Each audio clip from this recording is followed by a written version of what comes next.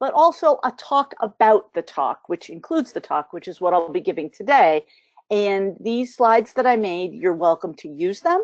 You're welcome to look at them. They've all got sort of public domain, free to use imagery in them. You're welcome to adapt them. There's a Keynote format and a PowerPoint format, and feel free to use them, or everything I talk about in this talk, there's this page of links where you can go to get more information about the things that I'm talking about, including blogs if you're actually really interested in learning more about privacy and security, and just a simple Google Docs handout that you can print out if you want to give to people at your libraries. So the whole goal is to teach everybody a little bit more about privacy, but also to give you resources that you can use with your own patrons at the same time. So with that said, here is the actual slides. Let's see if this, great. Okay, so this is sort of the meta talk, and I'll sort of explain what's going on as I go through. So thanks for having me, obviously. This is a topic that I got excited about after going to the Urban Library Conference in New York City, where I saw TJ LaManna give a talk about privacy that was all about some workshops that they were doing at his library in Cherry Hill, New Jersey.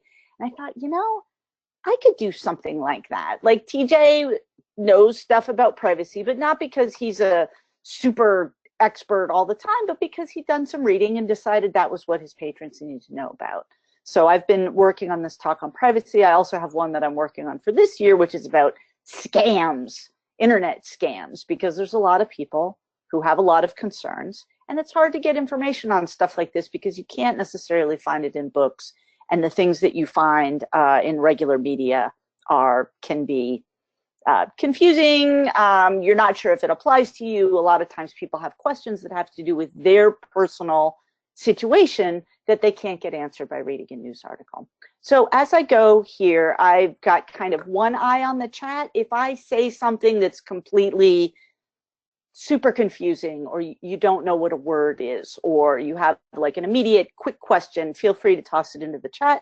Otherwise, we're going to have time for questions at the end, and I'm more than welcome to answer them. I'm also pretty accessible on, I'm Jessamyn at Twitter, and I'm jessamyn@gmail.com. So feel free to follow up with me if you have questions or anything, basically. So this is the talk as I give it. Welcome to your Internet Privacy Toolkit. My name is Jessamyn West. I'm a librarian. I do consulting through the Vermont Mutual Aid Society, which is just the name of my organization. So every time I have a blue slide coming up, that's kind of advice for librarians about whatever the topic is. Red slides, the talk, blue slides, let's talk about librarians. And if you just want to download the talk itself, that is also available on that page. This one with advice for librarians, also available. So basically this talk breaks down into 5 basic steps because I feel like people can kind of keep their head around 5 things. If you start talking about every privacy thing, people get easily overwhelmed. At least that's been my experience. These talks often are actually kind of quick. Sometimes I'll give them in 20, 30 minutes, but then really what we do is we have time for questions afterwards, because a lot of times people just want to talk about the topic, or they have a specific question, and maybe it's not something I talk about in the slides. The other thing I really find out with people is sometimes they learn more from talking to one another than they'll learn from talking to me. Regardless of what I tell them, they view me as sort of the expert and maybe somebody who doesn't have privacy problems or doesn't have these concerns or knows it all. But when they talk to their neighbors, especially people that they know in person, it can help them learn kind of what normal is. And for a lot of people, one of the things about computers that's really hard for them is they feel like what they're doing is wrong or it's not normal, and they want to find a way to fix it. And then the important thing also is links, because sometimes people don't really think about what they had a question about until they get home, or they don't really realize that something applies to them until they get home. And so having a page with some pretty straightforward links to stuff, maybe somebody really decides Tor is their jam, great, except that we're not going to talk that much about Tor, but then they can go read more about it and learn more about it. So first thing first, and this is a little bit strange and we kind of go through this fairly quickly, but when you talk about privacy, it's important for people to know that there isn't one kind of privacy that works for everyone. It's important for them to spend a couple minutes just thinking about themselves. And threat model is kind of an oogie boogie way to talk about it, but it's actually the way people who work in information security think about it. And so I sort of ask people to think about what their world is like. You know, if you are a doctor or a lawyer or somebody in a profession where privacy, if you're a librarian at your job, there may be laws and rules about privacy that you have to follow. So it's a little bit more important that you get it right than if you're just somebody at home with your laptop and maybe you're reading info security stuff about, you know, all these passwords and lockdowns and stuff you need to do, and it seems like maybe overkill.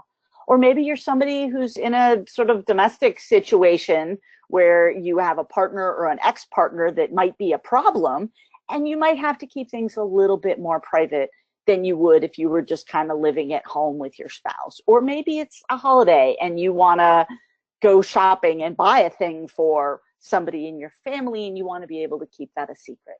So think about what you have to protect yourself from, because that's really important moving forward to determine how much work you have to do, because it's always a balance. The more you can keep things private, often that can be better for people, but it doesn't, there's a cost. It takes time, it takes effort, it takes keeping up with you know, the world of security, and maybe you don't actually need that much security depending on your life and also your value system, right? Depending on what you care about.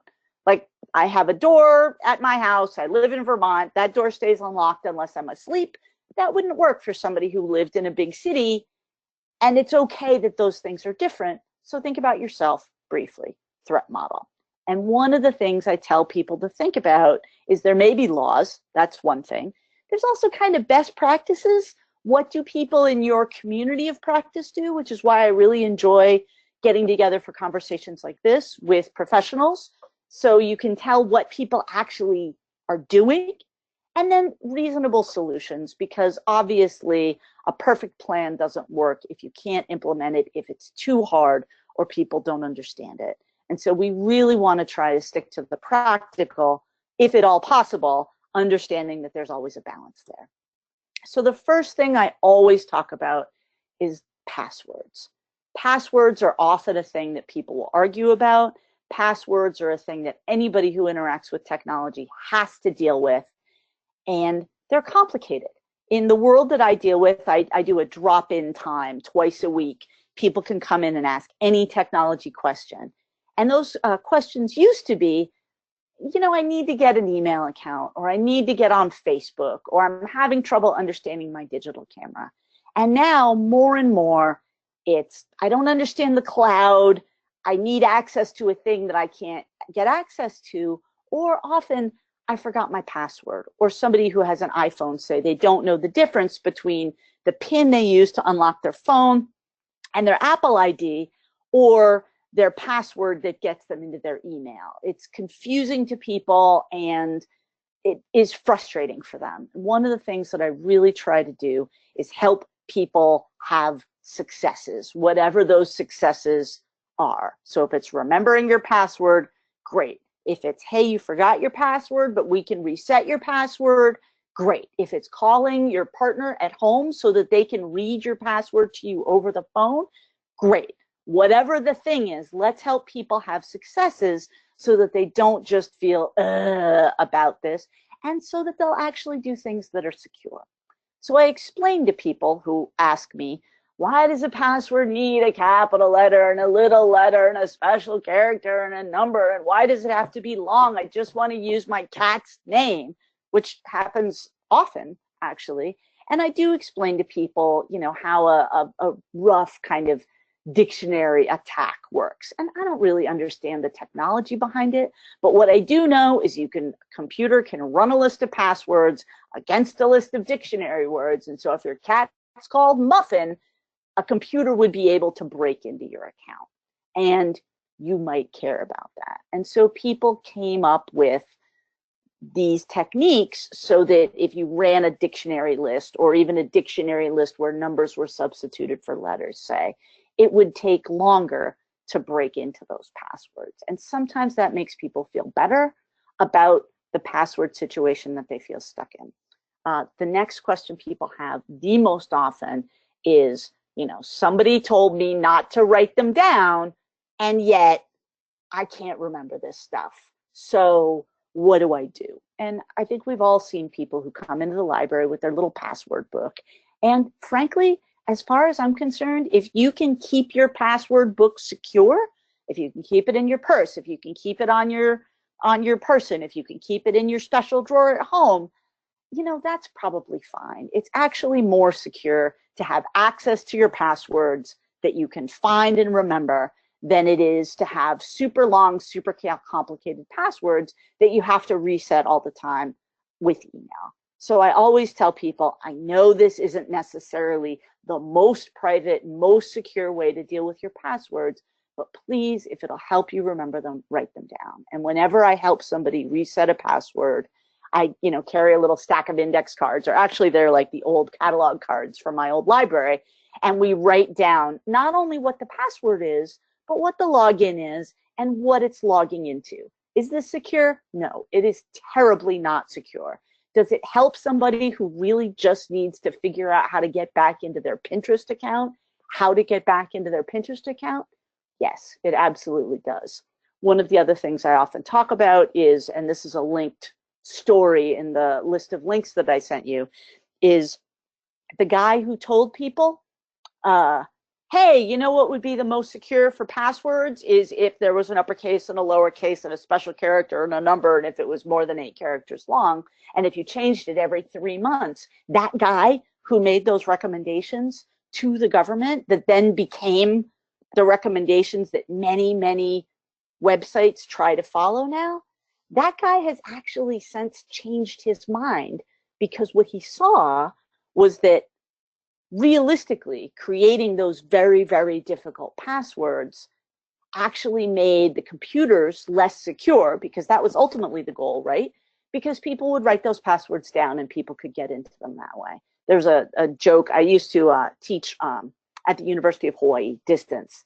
And a couple years ago, there was that funny in hindsight, not so funny at the time, situation where they sent out an emergency alert.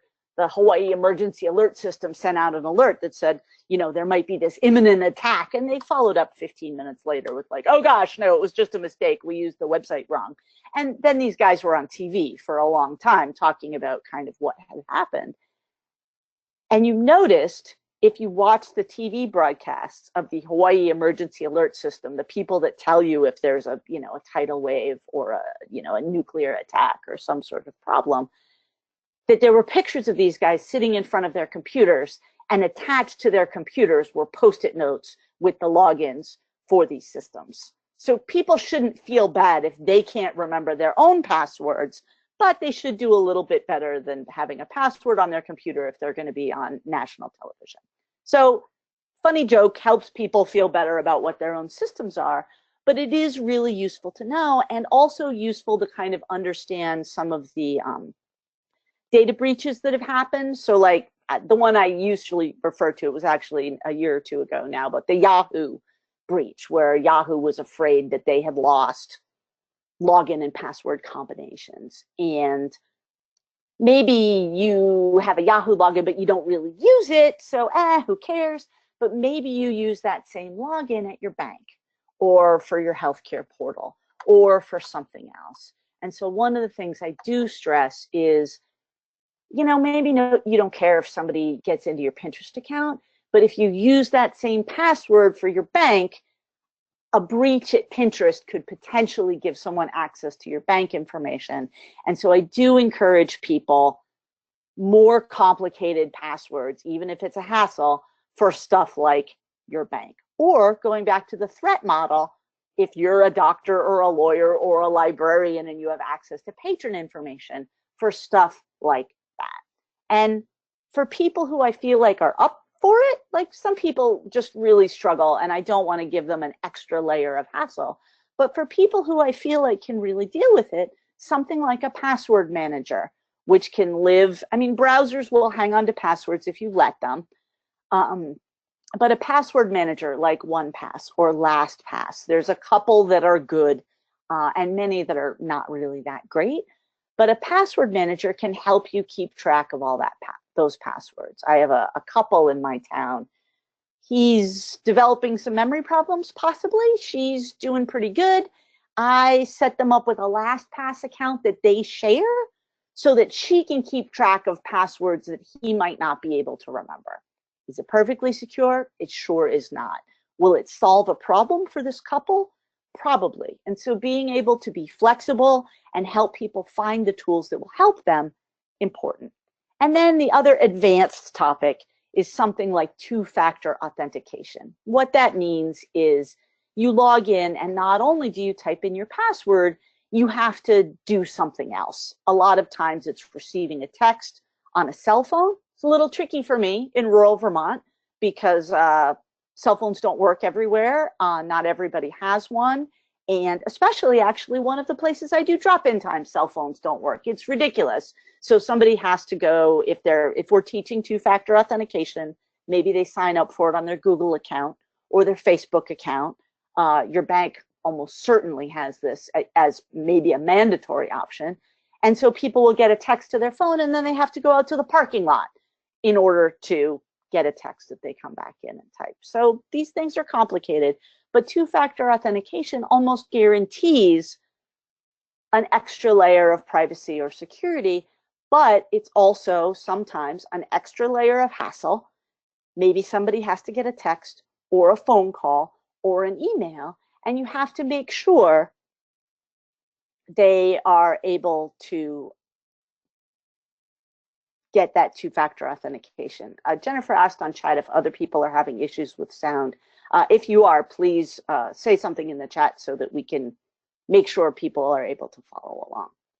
So as far as passwords, there's some advanced topics, there's some basic topics, but also making people feel better about basically any system they have where they can keep track of passwords, but also using the sort of lingua franca so people can tell the difference between their Apple ID, say, and their iCloud email. I think those are the same, actually, now that I'm saying it out loud, and the PIN to get into their phone, etc. So there's a comic. I don't know if you'll be able to see this on the screen that you're on.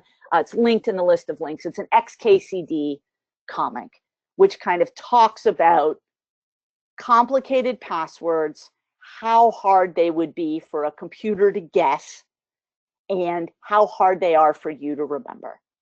And then passwords that seem significantly less complicated, because maybe they're just 4 words of English jammed together, but a computer is a stupid calculator. It doesn't know where the word breaks are, even though your human eyeballs can totally figure it out. And so it's hard for a computer to guess, but it's actually easier for you to remember. And so these are often good passwords for people.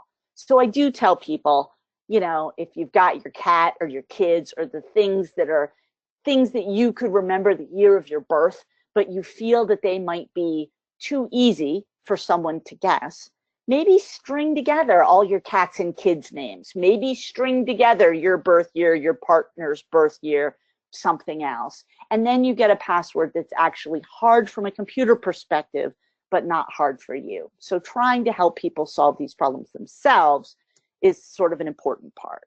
So explaining why you shouldn't reuse your passwords, because a breach one place could lead to people having your password for another place.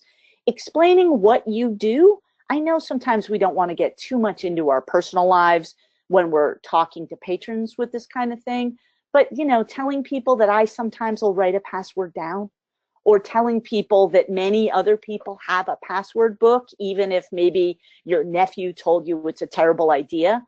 Telling people maybe what you want is a complicated password for your bank, but a simpler password for Pinterest helps them make choices that'll work for them. And referring back to the threat model, you know, Apple computers can require you to log in when you turn them on again, or they don't have to. And you can explain to somebody that maybe if they're at home, especially if they live alone, having yet another password hurdle, they can probably get rid of that. And Googling is always, or DuckDuckGoing, your friend for stuff like this.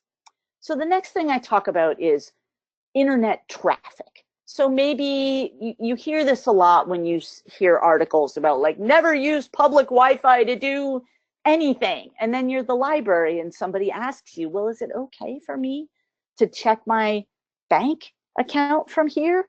Or, you know, online health portals. More and more we get links to, you know, check the results of your doctor's appointment or come get your test results online.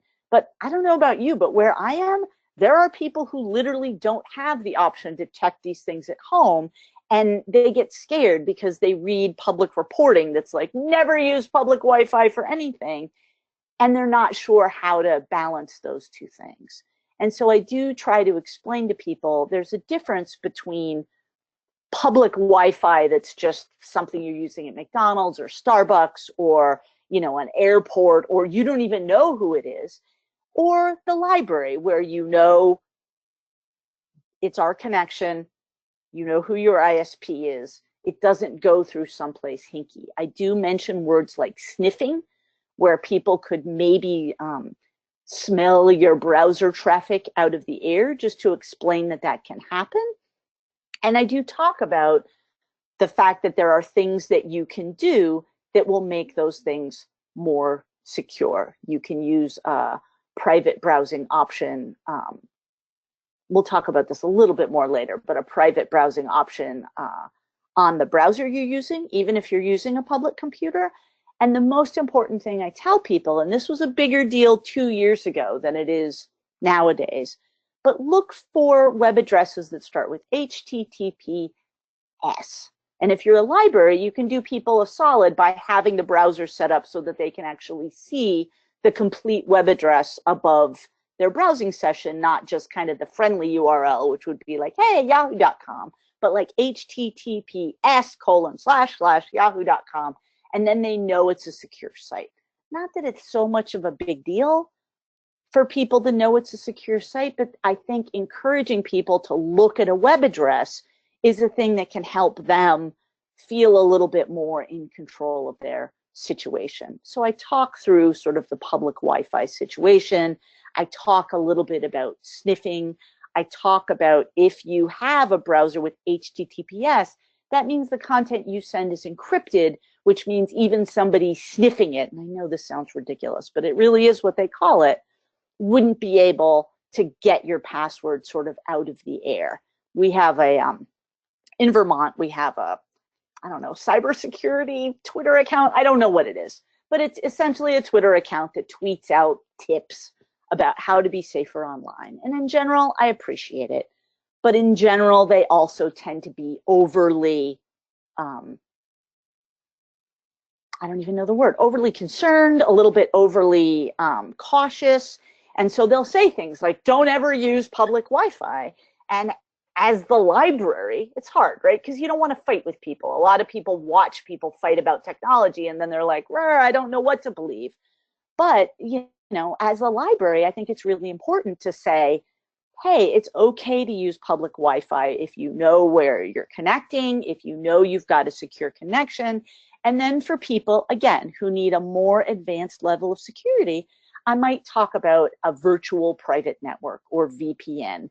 A lot of times people use this when they need to connect directly to their work, and their work involves secure connections. And so basically a VPN is just making a direct connection to another computer where your traffic is going over the public internet, but it's encrypted more or less end to end. The sort of off-label use case for VPNs, and I do mention this in my talks only because people like it and it sort of makes them laugh, although you'll have to kind of make your own decision, is I really like watching like British comedy shows and like cop shows and stuff like that. And the BBC has an entirely great archive of television, but it's only available to people who live in the UK. you could get a VPN. This could be like a little service you could pay for that would give you a connection to a computer in the UK. And then if you wanted to, you could watch Channel 4 or one of those BBC channels because it would look like you were from the UK. Obviously, you don't want to go sort of recommending this to everybody, but you know, there's people in Canada who can't watch Comedy Central. Many of them use VPNs in order to make a connection. When the Tour de France comes up or other sports events that are only available in or not in certain markets, a VPN can help with that. I'm not saying you should necessarily recommend people sort of circumvent copyright stuff, but if you know somebody wants to solve a problem and a VPN is the answer, it is a helpful way to explain kind of how it works and kind of what it does. And the next thing that I really, I don't get into, but it is definitely super useful for people is Tor. Tor is another sort of almost sub-network to the internet, where when you send traffic over the Tor network, it only goes through other computers that are on the Tor network, and they're all sort of encrypted and private. You can read more about it if you really think this is your thing. Tor is very interesting because it's a way of being really, really completely private, but what it also means is Tor is used by, you know, sort of internet activists, you know, people trying to overthrow oppressive regimes, but it's also used by people who want to buy drugs over the internet and do all sorts of other nefarious things. So it is kind of worth understanding the ecosystem that Tor lives in. But at my library in town, for example, we have the Tor browser, which is an internet browser that can connect to the Tor network. It's just like Firefox or Safari or Edge. And we have it as an available option for patrons because privacy is important to us. But there does have to be a little bit of a conversation about how that works. So this is just kind of a, you know, I literally, this is what the S looks like in HTTPS, but I do find it's kind of a helpful example and it helps people feel more secure. So for the libraries, you can offer secure browsing and also browser choices if you want to. You can make sure your own networks are secure and maybe do a security audit, making sure you're using HTTPS if you're requiring people to log into your library catalog, or if your vendors who have logins are doing that. There was just a big privacy breach just a couple weeks ago with Canopy, you know, Canopy with a K, we show movies. And one of the things that was really a little bit concerning about all of their public interactions and discussions about this was that they mentioned that maybe some logins and passwords had been taken. Okay, this happens. But the fact that they said that passwords had been taken is somewhat implied, and they never clarified that maybe those passwords were just being stored in their database in plain text, which is really not something any computer company should be doing in 2019. And so sometimes it's worth talking to your vendors who you may be encouraging your patrons to log in with and making sure your vendors are doing things securely. I think librarians should be asking Canopy some tough questions about this recent thing. And keeping your own browsers updated, clean, safe, and just making sure you have up-to-date versions, making sure your flash is up-to-date, etc. These are really sort of basic computer hygiene things, but they do really lend themselves to better privacy. So this one is a little bit more for, you know, people to think about at home, a little bit less in our library. I don't know if any of you guys are using, you know, the Echo, the Dot, the Alexa, the Siri, the whatever the things are. But if we're helping people with their computers, these may be choices that they have to make. People read a lot, again, thinking about sort of the fear factor, people read a lot about the Internet of Things and how you have a smart TV, and the smart TV, I kind of freaked out about this lately. Actually, I was over at my late mother's house, and so she had her house set up for however she had it set up, and I had been cleaning up some things, and I was watching television, and I was just sitting there in a chair, watching whatever it was that I was watching. And then I got up and went to the other room and didn't come back for a little bit. And when I came back, there was a thing on the screen that basically said, hey, we think no one's watching this TV. I'm, of course, paraphrasing. I don't remember what it said. We think no one's watching this TV. We're going to turn it off. And I was like, what? Because I pay attention in a general sense, and I understand the lay of the land. But what I didn't really know was that TVs had motion detectors, which was a feature that you could turn on or off so that your television would turn itself off if everybody had gone to bed and you forgot and left it on. Kind of cool feature, right? On the other hand, kind of creepy if you weren't expecting it. And I was definitely creeped out, and then figured out how to turn it off by going to DuckDuckGo and being like, how can I turn this off? TV brand name. But it is worth explaining to people that if their television has never been connected to the internet, there's no way it's going to be able to spy on you and listen to what you're saying or anything else. A lot of people have concerns that aren't necessarily well grounded, so it is worth putting their mind at ease. And it's also worth sort of the flip side of this, anything that's listening for your voice. If you can use your voice to change the channel, if you can use your voice to make the volume go up or down, that means that device is actually listening to you. So if you have an iPhone and you have it respond to commands where you say, hey Siri, something, something, something, something, that means your phone's kind of listening to you all the time. Now, you can make some choices about threat models and about whether that bothers you or not. Me personally, I don't love it. Other people don't mind at all. I have a woman I was helping set up with a new laptop. It asked her if she wanted to set up Siri, because these things do ask you.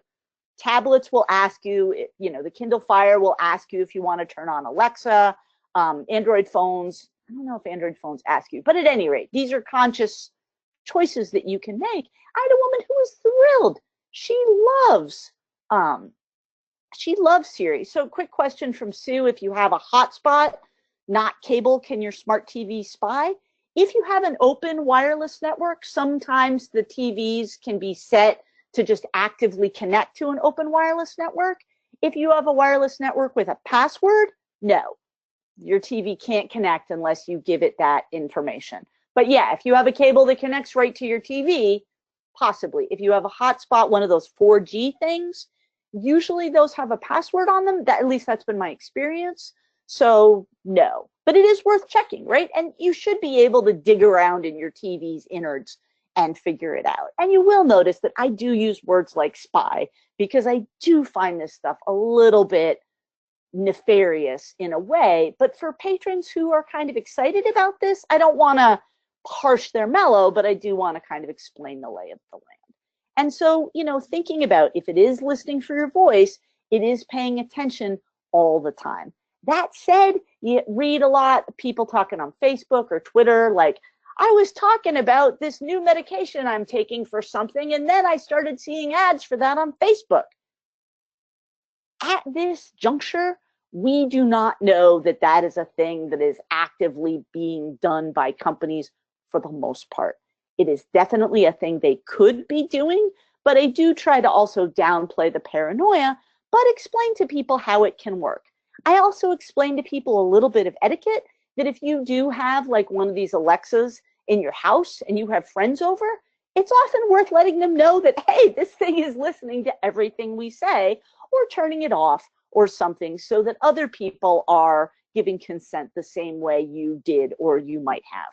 So like Samsung, for example, they have a, TV, smart TV that can listen, hey, change the channel, hey, I want to watch a comedy, hey, whatever the thing is.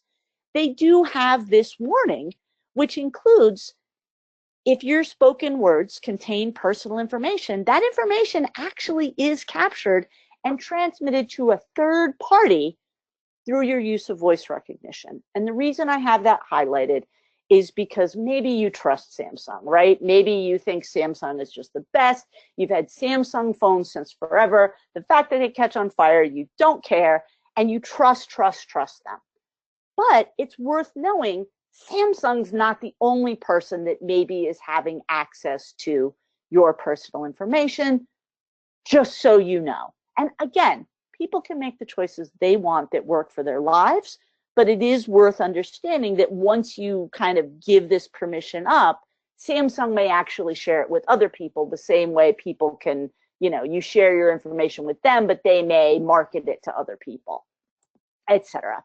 And just a quick aside about surveillance cameras. Like I said, I watch a lot of like British cop shows and comedy shows. And one of the things that's really interesting about watching cop shows, I watched this one called, oh, forget it, I can't remember the name, but it's like these two lady cops in Manchester, UK, and Scott and Bailey, many of their crimes are solved in part by the use of CCTV footage, which is everywhere in the UK. We don't quite have that environment in the same way in the United States, obviously more so in big cities, less so in other places. But I definitely know it's a question libraries have been having. And there was this one library that I went to, I guess a year ago now, that had these two signs in the window, right? Sign number one, this library is a safe space for everybody, with a whole bunch of logos that indicate different religions, etc. But then underneath, notice video surveillance in use on these premises. Now, to me, my personal world, my personal environment, these two signs contradict one another. As soon as I know that there's video surveillance, I don't feel safe. And so I did what any librarian would do in this situation. I got on Twitter and I asked a bunch of people, like, well, what do you think? And people were actually split.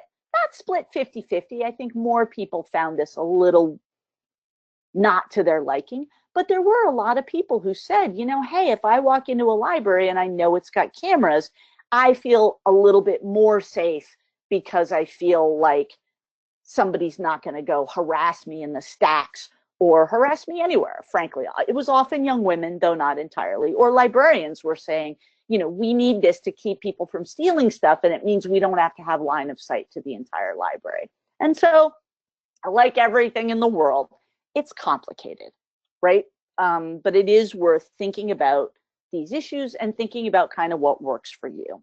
So I do talk to people about cameras having safety and privacy implications, and it's worth it. I have a friend who works for a public library outside of Boston, and the town decided to put in cameras, and one of the things the town wanted to do was have cameras in the public library, but have that footage available to the cops.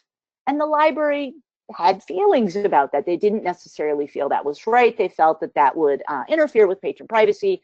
As far as I know, that's still kind of an open conversation, but it is worth kind of knowing, well, where's this footage going? How long are people keeping this footage? Is that, who else has access to this? Because if we do have patron privacy as one of our professional values, is keeping footage of what you're looking at in the stacks having to do with that? And, you know, honestly, I don't know. I am glad I don't have to make these decisions, but thinking about what works for your library, etc. And so being mindful of your Internet of Things acquisition. I had an interesting take on this from somebody who worked in a prison library, that they're not allowed to have devices that can connect to the internet in their library because of rules. And so it's been harder and harder for them to find DVD players that can't make an internet connection. And so every time they find DVD players that can't make an internet connection, they go buy two of them, because it's very important for them to have completely offline devices, and they're not confident that they could tell if their device was going online, or maybe, you know, somebody, an inmate has a phone that could connect to it, who knows. But thinking as you're buying things that can connect to the internet about the privacy implications, and as much as possible, let users make informed consent, right? I mean, these little helpers can be super helpful for people that have mobility impairments. They can be super helpful for people that have various other kinds of disabilities. This woman who was very excited to have Siri on her laptop, I also showed her how dictation worked so that she can narrate her emails and she doesn't have to type them because she's got arthritis. That was awesome, but it was also worth telling her, your transcription, you can make a choice to have that sent to a third party, possibly better transcription, or processed locally on your computer will use more of your computer's resources, possibly worse transcription. So everything, you know, kind of goes both ways. And then the other thing that I find really gets people interested is this idea of being tracked. My story here is, and I use so many, you know, blockers and, you know, whatever. I'll talk about that on the next slide. But basically, the idea that people are tracking your movements through the internet. There's a thing called browser fingerprinting, and there's a great link. I'm pretty sure it's in my list of links. The Electronic Frontier Foundation puts it out. It's called Panoptic Click. Essentially, you can click a thing, and it can tell you what information your browser is sending to the internet when it receives a web page. So like a website, if it's going to serve you content, needs to know, am I serving this to a computer? Am I serving this to a phone? It's helpful if that browser knows what fonts you have, what operating system that computer is using, what browser is being used, and what version of the browser. So all that information, not your personal information, but all of your system information gets sent out when you request a web page. However, you may have a unique enough browser footprint that that information can actually track you around the internet, which is itself fascinating, right? The odd combination of fonts, browser plugin, operating system, version of Flash can actually be almost a unique identifier. So I don't say this again to be scary, but so people can kind of understand this. And the example story that I use just about tracking is, you know, I was doing some late night internet shopping as one does, and I was checking, looking for a bag so that I could go on the road and take a little bag with me. And I was on ebags.com looking at bags, and I found this really weird bag that was like a little rolly bag. It said New York Jets on the side of it, right? And it was kind of ugly, but very cheap. And I was like, oh man, all right, I'll come back to this in the morning. Put it in my shopping cart, forgot about it. Then I was browsing the internet on not my preferred browser, which meant I didn't have all my ad blockers, etc. on. I was reading the New York Times, and down in the corner of the article that I was reading was a little ad for eBags and a picture of that New York Jets bag that I had in my shopping cart. And I know those things happen, and yet it was weird to see it happen to me, right? I was like, oh my gosh, I'm totally being tracked from eBags to the New York Times. Now, that was a thing that I could have adjusted in my browser settings. I could have adjusted it using ad block. It's actually a thing I have some control under. That's a thing that I know, but our patrons really might not. And so I often, if I'm sitting down with a patron, I'll talk about how to review your browser privacy settings. There's links to how to do some of this on the list of links pages. The one thing I don't have in this talk, which I'm just thinking about it now that probably should be there, is looking at advertiser tracking through social media, like Twitter and Facebook at least, and I'm not sure about the other social medias, can actually tell you what advertisers they have kind of linked you with. And you can clear that list of advertisers. It'll tell you what topics you're interested in, and you can clear that list of topics. And for patrons who are really concerned about privacy, or maybe they looked a thing up about a medical thing and they're really concerned about something, those things can actually be cleared out. So I talk to people about how to review the browser settings. I also really encourage them to use browser plugins. And I know when you say plugin or add-on or extension, a lot of times people are concerned. It feels like coding. It feels hard and complicated. And I will literally demonstrate, here's how to add AdBlock Plus to your browser, with a caveat that, you know, blocking ads does deprive some pages of revenue, et cetera, et cetera. I will talk about that. But I'll actually show somebody how to install it, explaining that they're actually significantly simpler than people think, and then you don't have to see advertising as you browse the web. especially for a lot of the people in my kind of target demographic, which are often older users. Blinky ads or ads that expand or pop-ups or those popovers, sort of, hey, subscribe to our newsletter, shaky, shaky, shaky, when you've been reading a page for 5 or 10 seconds. Super confusing and very complicated. And so browser plugins can help with privacy, but they can also help with user experience and usability. And then, of course, we talk about third-party cookies and how can I get tracked from eBags to the New York Times. But I also talk about Google and Facebook and how, like, Google owns YouTube. So if you're looking at videos on YouTube and then do a Google search, it knows that you're doing both of those things. And maybe you don't care, and that's fine. But maybe you do care, and it's worth understanding that. And so I do tell people, you know, if you're really concerned about privacy, maybe you don't want to use Chrome as your browser, or maybe you want to use it specifically in private browsing mode. Maybe you don't want to use all of Google's tools, their calendar, their email, their YouTube, or maybe you do. Or maybe you want to be able to use it, but tell Google not to track you, pardon me, which is actually a thing that you can do buried deep in their settings. You can say, don't keep my location, which is essential if you use an Android phone. You can say, don't keep track of my YouTube searches, which is good if you don't want it to kind of assemble a dossier. And again, you may not care, great, but you may care, and it's worth understanding those things. So as far as tools are concerned, and each of these does definitely have a link in my page of links, I have a very short list of tools I recommend. AdBlock Plus blocks ads, the end. It by default allows what they call non-intrusive advertising, which are those little Google text ads. I show people, if they care, how to turn that off. A lot of times if you're browsing, especially news sites nowadays, you may get a thing that says, hey, you're using an ad blocker. Nah, turn that off for our site. And I'll show people that it's actually as easy as clicking 2 buttons to turn it off. If you want to give the New York Times ad revenue, if you want to give the Valley News, who's my local group, ad revenue, etc. AdBlock Plus blocks ads. Privacy Badger is a tool by the EFF that they have made that helps disable some of that third-party cookie tracking that, pardon me, that is why I saw the eBags ad on the New York Times.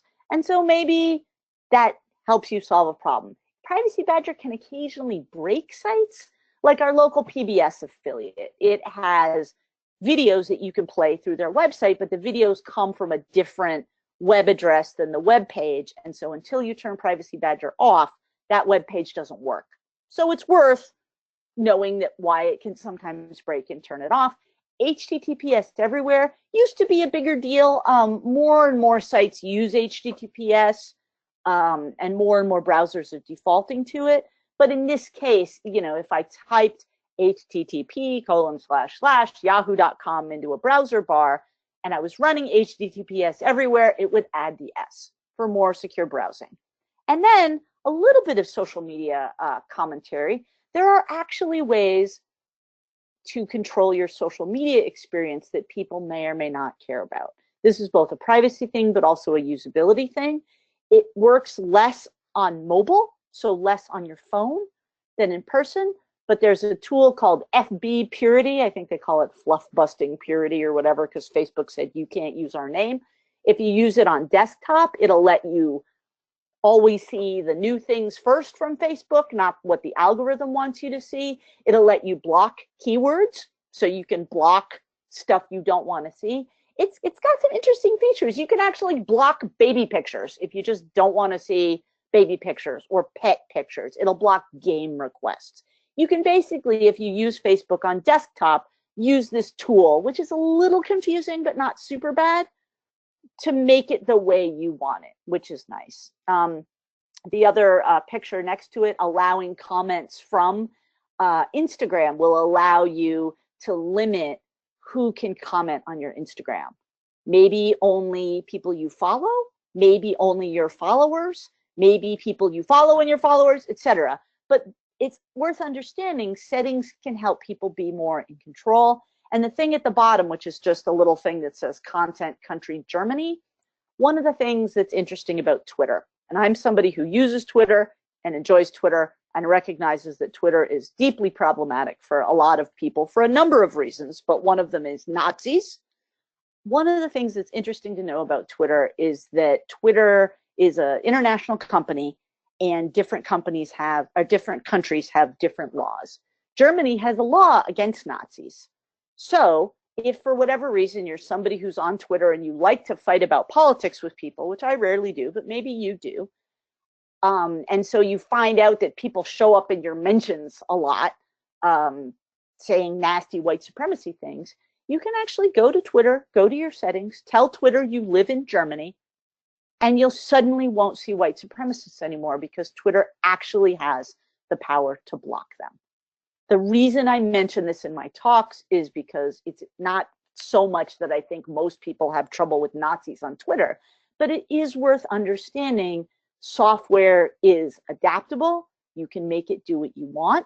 It's worth understanding what your own personal concerns are so that you can determine appropriate response. And if there's one thing after this talk that I kind of tell people that it's really worth them trying to do, it's changing their browser from Google to DuckDuckGo. They're almost the same.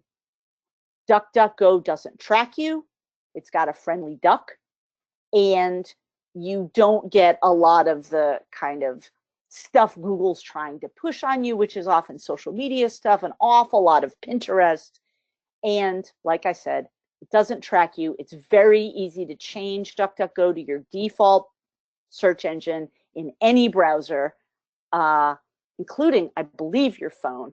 And I just find it for privacy conscious people, if there's one thing you do, change to DuckDuckGo. I've been doing it for 6 months now. I do go back to Google for stuff. Google image search is better than DuckDuckGo image search. It allows you to search by license, couple things, but DuckDuckGo, the thing. And so from a librarian perspective, Googling how to do some stuff. So like I just said, like DuckDuckGo, easy to add to any browser. Well, you can go to Google or DuckDuckGo. I don't know why I didn't change it on this slide. And, say, tell me how to change to DuckDuckGo in my browser. Tell me how to eliminate third-party cookies from Privacy Badger. Tell me how to turn AdBlock Pro off, AdBlock Plus off. Sometimes a helpful acronym is EILI5, which is explain it like I'm 5. It's a thing that people use on Reddit a lot when they're trying to get somebody to explain a complicated topic like Bitcoin, explain it like I'm 5. And people will give you simple explanations that can sometimes be really helpful. I use this, and I do tell people to try adding that to their searches, and maybe they're going to get simpler explanations. And so, don't take an app's word for anything. Obviously, applications are always trying to tell you, like, we super care about your privacy. But then when they ask for your location when they don't need it, it does kind of make you wonder. And then modeling good behavior for users. This doesn't mean you have to use social media in a way that any library patron would be okay with, but just that you feel in your personal software, hardware, social media use that you can solve your own problems, and maybe sometimes library users will see you doing that. And as a very last slide and example, that there's really nothing like being able to actually verify or check something in order to make sure it's happening right. So, fake news is a phrase that's gotten a whole bunch of play in this current administration, but I prefer to think of, well, where does this news come from? And do I trust where it comes from? So the picture that's on this slide is if you search for Bill Evans. Bill Evans is the name of both an American jazz pianist, but also an American jazz saxophonist. And if you search on Google, this is the knowledge box that comes up on the side. And if you notice, by looking at this knowledge box, it's all pictures of this one guy. But if you click through to the Wikipedia entry, it's a completely other guy that the entry is about. This says the guy was born February 9th. Well, that's the jazz pianist, but it says he was born in Plainfield, New Jersey. That's the jazz saxophonist. The reason I use this as an example is to tell people that computers are fallible. I also show them how you can report something that's wrong. I've been using different examples for this little place on my slide over the years, and they change because Google actually does fix some stuff. But explaining to people how they can figure out, where did this come from? Facebook now does a thing where there's a little eye next to news links, and they can click it and get a little bit more information on the source of the news. Like, maybe you don't know that the Daily Mail in the UK is essentially our functional National Enquirer, and so you read an article from it and you're like, oh gosh. But then when you realize it's a different kind of paper, that can help you contextualize it. And then from a safety and privacy perspective, you know, you get a mystery email from someone you're not expecting with a link you're not expecting, don't click it. Don't call numbers that you see in pop-ups on your computer. Hey, something's wrong with your computer. Here's a pop-up. Bleep, bleep, bleep. Call us on this number. Nope, never do that. Just never do it. Teach people how to see where a link goes. You can hover over a link if you're on a browser, but you can click hold if you're on a mobile browser, and you'll see the web address. Learning what a web address is can be powerful, so you can show somebody what phishing is or how somebody could lie to you through a link. And then advanced, help your friends. Tell them these stories. Show them how to report a thing that's wrong, so that they don't just say, computers, what can you do? But that they can see things gradually changing. This link is in the list of links. It's a little outdated now, but it's from Pew Research, who's an organization that I really trust. And it's a little 10-question quiz about cybersecurity. The stuff that I talked about is mostly in it. There's a couple things in there that we didn't really talk about, but sometimes it can be a fun program to step through with people and then go over the answers together.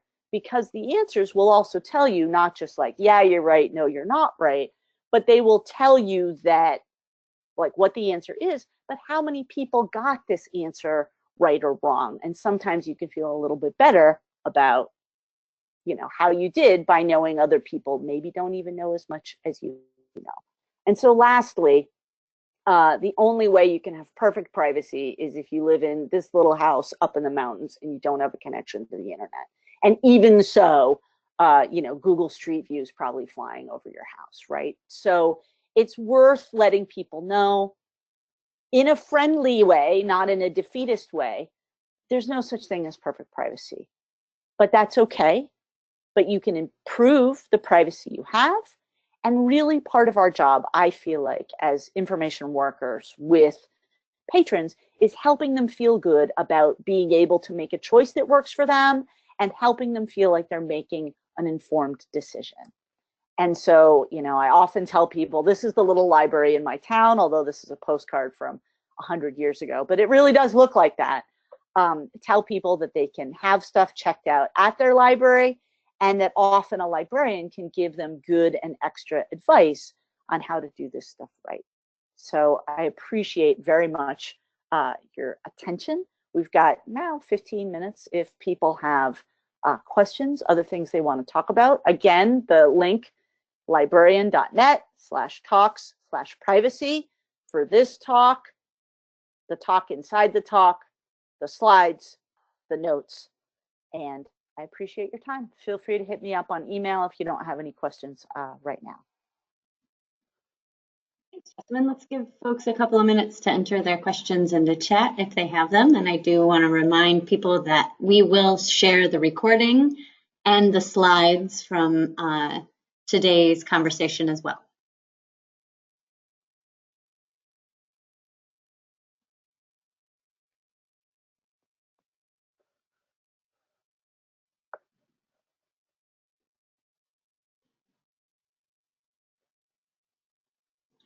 Kathy, thanks for your question. Yes, of course, you can share this recording with your staff as well. I know we did have a statewide fire drill while this was going on, so some people may have vacated. Yeah, I always tell people, like, one of the things about this talk specifically is I wanted to make it something that was completely shareable. So all the pictures, all the slides, the little handout, just take, use. If you want to give like this talk yourself to somebody else, as long as you say, hey, Jessamyn built this and I'm using it, that's great. I really feel like the more we talk about these things and the more we can share with people, the better off we kind of all are. So Jeff's got a question about recommended VPNs. Sees them advertised, worried about how to pick a good one. I think one of the things that's useful when you're thinking about VPNs often is sort of longevity. A lot of VPNs kind of talk a good talk about, super secure, super hardened encryption, whatever. And maybe that matters if you're a super hardcore privacy advocate, but in general, what you want is something that's just been around for a while.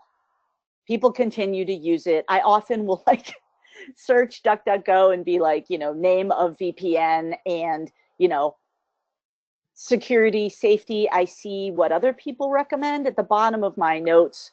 They've got Krebs on security, Shire on security, the EFF Deep Links blog. I often go with sort of what those people recommend, only because I think they know more than me. I feel like the one that I used the last time that I really liked was Tunnel Bear. The only advice I have about VPNs besides that is it really may be worth chipping in a couple bucks to use something that